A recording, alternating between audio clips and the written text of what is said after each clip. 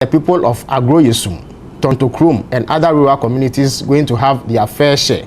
It's better you concentrate more on rural areas. Now, madam, that's a very legitimate concern. I'm sure it will come up further in the discussion. Yes. Now, I want us to switch gear and look at the basic school computerization project.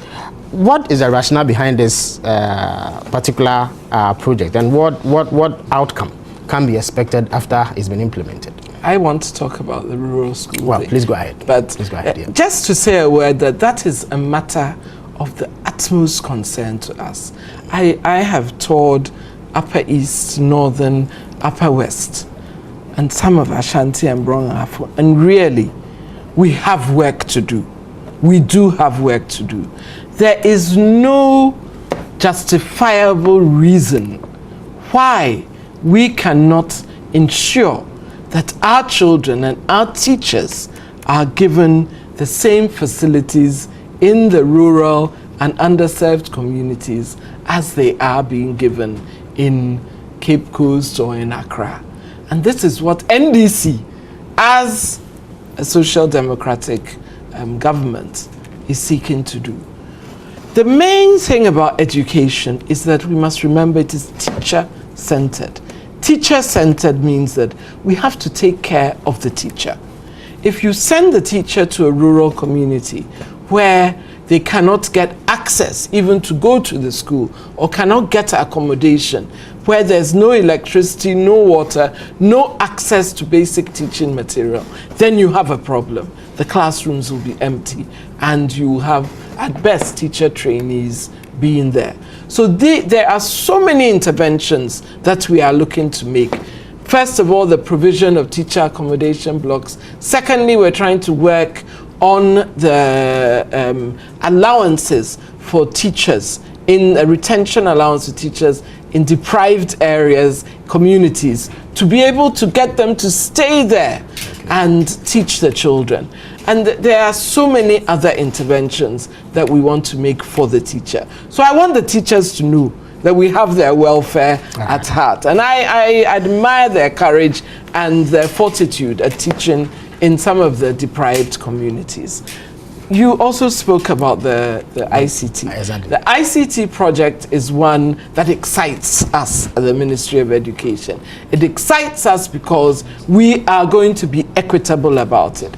Even in communities where there's no electricity, where the schools are not wired for electricity, we are working in partnership with the Ministry of Energy to bring either solar-powered plants to these places, to these schools, or working with the rural electrification program to bring electricity to these communities.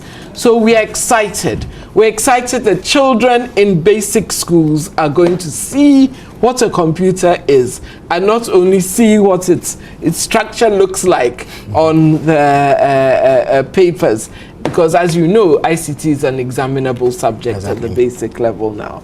This program involves, the first phase was giving us the 1,500 computers, which have gone to 100 schools in Ghana, 10 schools in each region. And the second phase is the rollout of 60,000 computers. And this program includes projectors, which we would put up in the large, maybe in the clusters of schools, where you have large student populations. Then also it involves training of teachers, and involves having a mobile compartment where you can, all the laptops would be secured and they can be charged, at a central point, because we have to think of the fact that the batteries die out after, I think, 6 hours of use. So we are looking, we've tried our best to take into account our needs. There are also service centers in each region to service the computers. There are also, as I said, the training program for the teachers and a free warranty for 1 year for the life of the computers. So we're excited about this. All right, excitement there. But why is there the need for such an elaborate program to distribute computers to basic school pupils, and what impact would it have on teaching and learning and the outcome of the education system as a whole? I don't think that the program is elaborate at all. There was a previous program started by the previous government, one laptop per child. Yeah. Yes, that obviously, in fact, I haven't heard about it at the Ministry of Education. Yeah, it fizzled out at some point. Exactly, I haven't heard about it at all. Yeah. Rather, I went and met a huge gap analysis document at the Ministry of Education, and it chronicled so many interventions that we needed to make now in order to catch up with the rest of the region, the sub-region, because we are operating, under the WAEC, and it was really difficult to know where to start. You have to look first at access, the basic access, and as I said, we've tried to overcome those hurdles. Why computers? Why the necessity? Look, computers are a learning tool. They are a tool that you use for learning.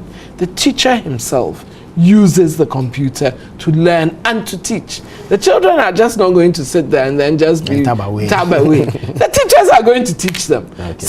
And the computers, what I forgot to mention is the software that they have. They have all of the software which would enable them to learn. So the encyclopedia, the Encarta, and the tools, the thesaurus, the tools for learning.